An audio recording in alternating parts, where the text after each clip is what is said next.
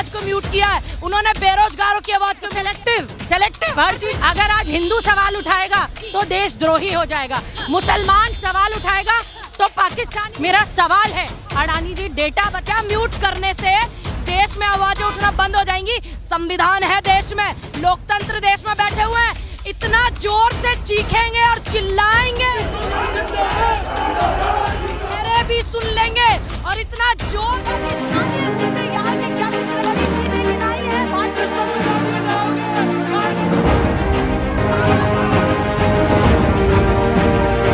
National pillar, राष्ट्र सर्वोपरि। नमस्कार, बहुत स्वागत है आप सभी का। मैं आपके साथ मीरा राजपूत। आप देखना शुरू कर चुके हैं नेशनल पिलर। देखिए, राहुल गांधी के आवाज के ठीक सामने कांग्रेस के कार्यकर्ता, नेता, तमाम लोग उनके आवाज के ठीक सामने बैठ चुके हैं। मामला सूरत कोर्ट से फैसला आने वाला 2 साल की सजा जो राहुल गांधी को सुनाई है, और उनको उसके बाद 30 दिन की जमानत भी मिली है।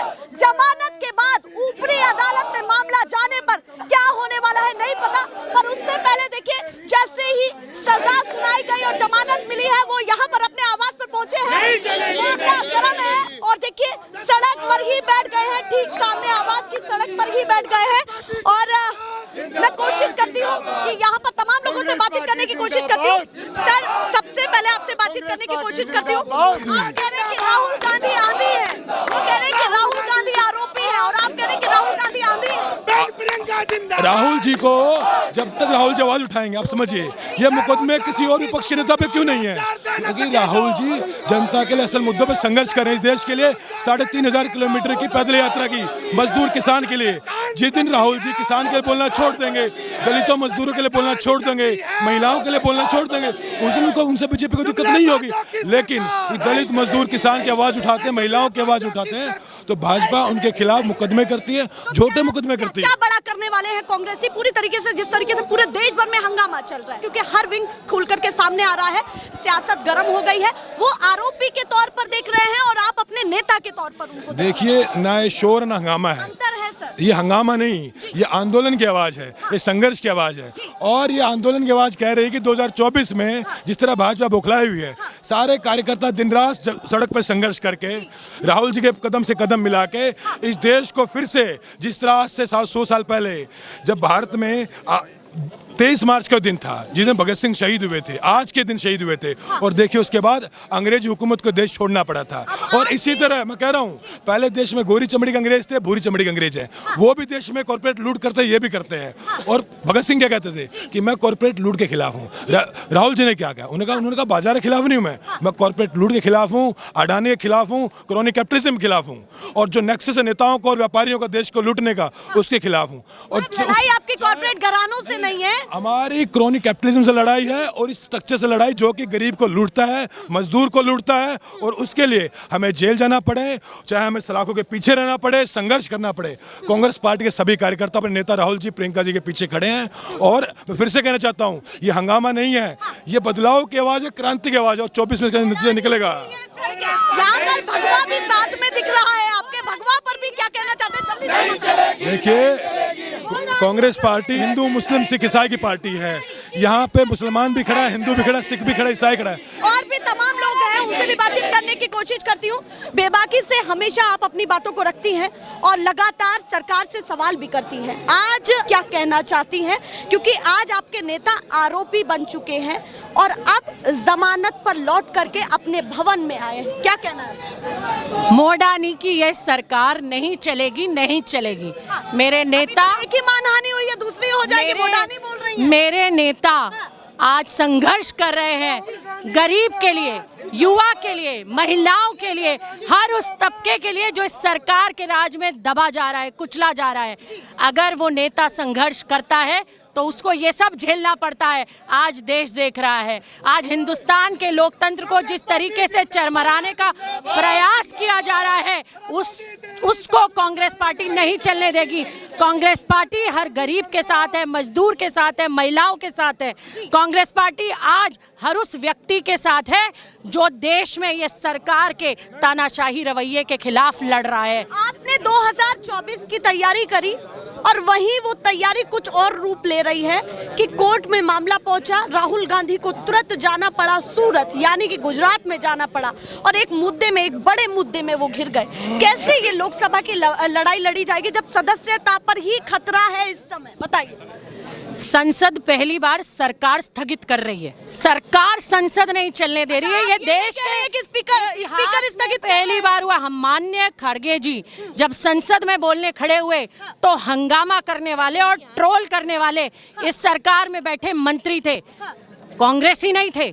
विपक्ष को आज देश की आवाज, जनता की आवाज माना जाता है हिंदुस्तान के लोकतंत्र में और कहीं भी लोकतंत्र में।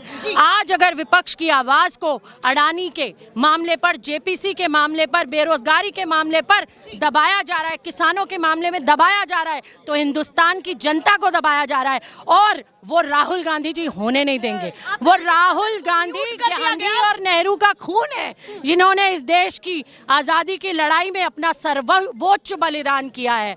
तो आज राहुल गांधी जी सड़क से संसद तक संघर्ष कर रहे हैं और करते रहेंगे। वो डरने वाले नहीं हैं, वो माफी वीर नहीं है, वो राहुल गांधी है। चलिए, आपने कहा कि वो माफी वीर नहीं है, वो राहुल गांधी है और यहाँ पर उपयोग भी किया जा रहा है शब्द का कि आप कह रहे हैं कि वो सावरकर नहीं है, वो गांधी है। शहंशाह को सवाल पसंद नहीं है और राहुल गांधी जी सवाल पूछ रहे हैं। हाँ, तो मतलब शहंशाह मान लिया है आपने, ये भी सवाल है एक और। आज देश की कुर्सी पर सबसे बड़ी ऊंची गद्दी पर जो व्यक्ति बैठा है उसे आलोचना पसंद नहीं है। वो उस नेहरू का देश है।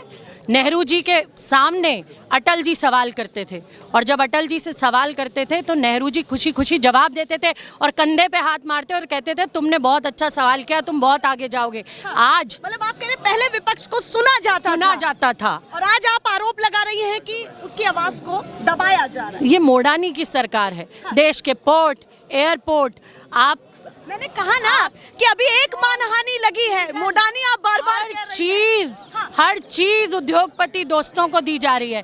देश में ऐसा पहले कभी नहीं हुआ। मेरा सवाल है, अडानी जी डेटा बताएं कि कितने युवाओं को रोजगार दिया है। ठेकेदारी सिस्टम चला के युवाओं को बेरोजगार किया है इन लोगों ने। पूछिए जो छोटे दुकानदार सब्जी की, फल की, आटे की, दाल चावल की दुकानें लगाते थे, आज उनके व्यापार, उद्योग, धंधे इनके दोस्तों ने बंद कर दिए हैं। सेब भी ये बेचेंगे, सब्जी भी ये बेचेंगे, तेल भी ये बेचेंगे, पोर्ट भी ये खरीदेंगे, एयरपोर्ट भी ये खरीदेंगे और देश की जनता क्या करेगी?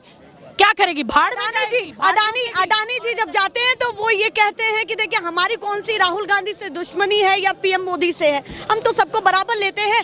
जब वो कुछ बोलते हैं उस बयान को राजनीति से ज्यादा हम कुछ मानते नहीं है, समझते नहीं है। ये कहते हैं भ्रष्टाचारी बचाओ, भ्रष्टाचारी भगाओ और मेहुल चौकसी को छोड़ देते हैं। ये कहते हैं बेटी बचाओ और बलात्कारियों को बचाते हैं। ये कहते हैं किसान को एमएसपी मिलेगा और किसानों से कहते हैं कि उनको जो है बॉर्डर पर बिठाकर कीले गाड़ देते हैं, सड़क पर आंदोलन कराते हैं किसानों को। फिर से तैयारी कर रहे हैं, वो कह रहे हैं किसानों को खालिस्तानी बताते हैं। अगर हिंदू आज सवाल उठाएगा, उसका फायदा कांग्रेस को होगा।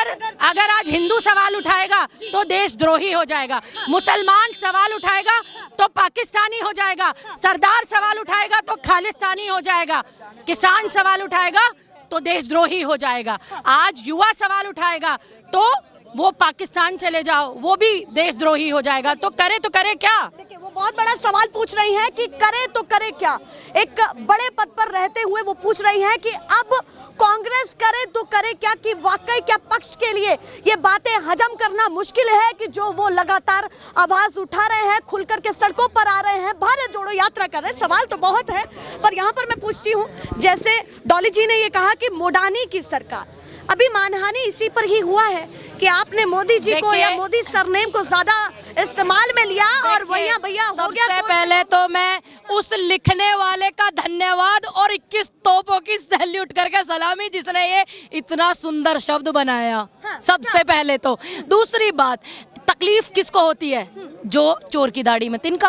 कहावत बड़े बुजुर्ग कह करके गए। तकलीफ हो रही है, आप सड़कों पर बैठे। हमें तकलीफ नहीं, हम तो आंदोलन जीवी है। सरकार ने कहा था देश के सम्मानित बैठे हुए पद प्रधानमंत्री जी ने कहा था ये तो आंदोलन जीवी है, तो गर्व से कहते हैं कि हम आंदोलन जीवी है। हमें कोई तकलीफ नहीं सड़क पे बैठने पे, क्योंकि हम अच्छे से जानते हैं अपने देश का इतिहास कि जब देश की आजादी की लड़ाई हुई थी ना, तो सड़कों पर बैठ कर और आंदोलन कर के लड़ाई हुई थी और उसको जीता था हमारे बुजुर्गों ने।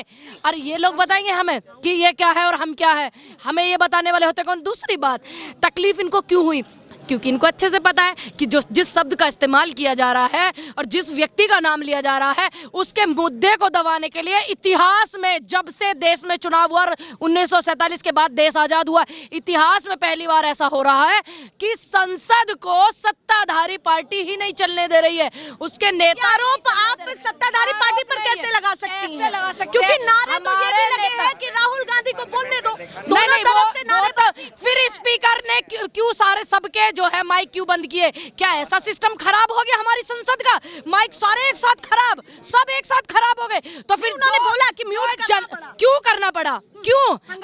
अगर विपक्ष आवाज उठाएगा तो वो, उन्होंने सिर्फ विपक्ष के नेताओं को नहीं, विपक्ष के नेताओं की आवाज नहीं बंद की, उन्होंने देश की जनता की आवाज को म्यूट किया है, उन्होंने राहुल गांधी जी की आवाज को म्यूट किया, उन्होंने बेटियों की आवाज को म्यूट किया है, उन्होंने बेरोजगारों की आवाज को म्यूट किया है। सिर्फ वो मात्र विपक्ष के सांसदों की ही आवाज या संसद की आवाज म्यूट नहीं। क्या म्यूट करने से देश में आवाजें उठना बंद हो जाएंगी? संविधान है देश में, लोकतंत्र देश में बैठे हुए हैं, इतना जोर से चीखेंगे और चिल्लाएंगे बेरोजगारी के खिलाफ, तानाशाह के खिलाफ कि बहरे भी सुन लेंगे, और इतना जोर से दीवारों पर छाप करके लिखेंगे कि अंधे भी पढ़ लेंगे, और खून से लिखे जाएंगे और इंकलाब लिखे जाएंगे। हम भी चिल्ला रहे हैं कि राहुल गांधी माफी मांगो, और जब तक नहीं वो राहुल गांधी है, गांधी परिवार से सवाल उठा रहे हैं, नैतिकता ही नहीं है, माफी नहीं। अरे वो बेटी बचाओ बेटी पढ़ाओ का समर्थन करते हैं राहुल गांधी, बेटी बचाओ बेटी पटाओ का नहीं करते।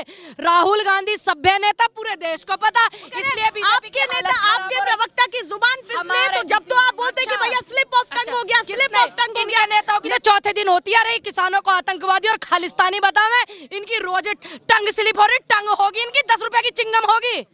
आपके नेता पर आती हूँ मैं, आपने उन पर तो तंज किया। नेता है वो माफी नहीं मांगेंगे क्योंकि वो गांधी परिवार से, राहुल गांधी है, सावरकर नहीं है जो माफी मांगेंगे। 6 बार के पत्र लिखकर सावरकर लिखते हैं, माफी सावरकर मांगते हैं, आंदोलनकारी माफी नहीं मांगता, और जिनके परिवार ने शहादत दी और जो आज देश की आवाज को बुलंद कर रहा है वो माफी नहीं मांगेगा, वो राहुल गांधी है। अभी कोर्ट का क्या करेंगे ये बताइए। कोर्ट का सम्मान करते हैं, ऊपर जाएंगे, आगे जाएंगे, अपने नेता के लिए बैठे हुए और बैठे साबित हो पाएंगे राहुल। बिल्कुल सही साबित, तो सांच को आंच नहीं। हाँ। सबको पता है ये इन्होंने पूरा सिस्टम, जो मोडानी की बात उठ रही है, अडानी की बात उठ रही है इस देश में, उसको संसद म्यूट कर दिया, उनको राहुल गांधी ना बोले, है ना, और लोग ना सुने। कहीं ना कहीं आप जैसे यूट्यूबर्स, पत्रकार जो हमारे हैं साथी हमारे आंदोलन के, वो तो दिखाई रहे हैं कि अडानी ने यूं कर दिया, अडानी ने यूं कर दिया। क्या कर लिया अडानी का? पासपोर्ट जब्त नहीं करा ना, क्यों नहीं करा? अरे भाग जाएगा देश का बेड़ा गरा हो जाएगा, बेड़ा गरा हो जाए, लुटिया डूब जाएगी। विदेश से अवार्ड मिले तो ठीक है, उसका प्रचार करेंगे, और हिंडनबर्ग विदेशी एजेंसी अगर इन पर सवाल उठाते तो वो गलत है। वो पूरी प्लानिंग थी कि देश को डुबाने की।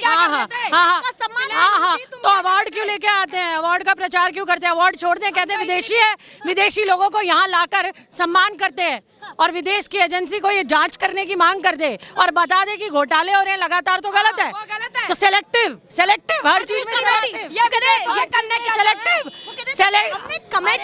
कमेटी भी बनाई उस पर। शर्मा, हेमंत बिश्व शर्मा कांग्रेस में रहे। 1 मिनट दीदी, बिश्व शर्मा कांग्रेस में रहे, दोनों महिला कांग्रेस में रहे हेमंत बिश्व शर्मा, तो भ्रष्टाचारी, और बीजेपी में जाए तो मुख्यमंत्री, बीजेपी में जाए तो मुख्यमंत्री, वॉशिंग मशीन नहीं, ड्राई क्लीनिंग मशीन, वो धोने की पानी की भी जरूरत नहीं पड़ती, ऊपर से काम ऊपर जाता है, ऊपर से सारा काम हो जाता है।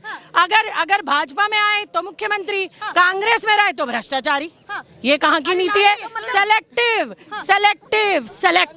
चलिए आप बताइए, आप बहुत देर से कुछ बोल। लाली मैं लू पूछना चाह रही, ये जो भारतीय जनता सवाल मुझसे सरकार से नहीं, ये तुम बात हमारी तुम ही रखोगे, आवाज तो तुम्हें पूछा, इनसे नू पूछा ये विदेश में कहाँ लेने जा, और जब इन पे जो है विदेशी संबंध मजबूत लगा दी, जब इन पर रोक लगा दी तो रोक ही रहने देते, तुम कहे कुछ चापलूसी कर रोक हटवाई। भैया वो अपने तल्ख में ही बात कर रही हैं और सवाल और जवाब दोनों ही दे रही हैं। क्या चल रहा है? राहुल गांधी के आवास के बाहर ये तस्वीरें लगातार खुद में एक्सक्लूसिव भी हो जाती हैं और महत्वपूर्ण बड़ी भी हो जाती हैं। क्या चल रहा है देखिए, शाम हो चुकी है, हंगामा कम नहीं है और अब तो हंगामा बढ़ेगा क्योंकि आज तो खबर निकल करके सामने आई है।